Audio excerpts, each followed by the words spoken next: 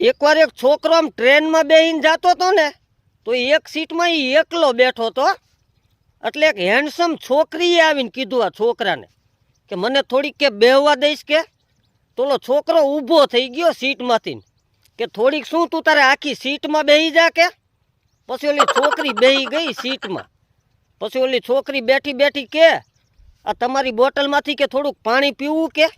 તો ઓલો છોકરો કાંઈ પી લે ને, એમાં ટેન્શન હું લેશ તું તારે, હું બીજી લઈ લઈશ કે. પછી ઓલી છોકરી કે મને થોડીક નીંદર ચડી છે કે આ સીટમાં ઘડીક કે હુવું કે. તો ઓલો છોકરો કે હુઈ જા કે તું તારે, એમાં ઉપાધિ શું કરશ કે, હું તો ઊભો રહીશ.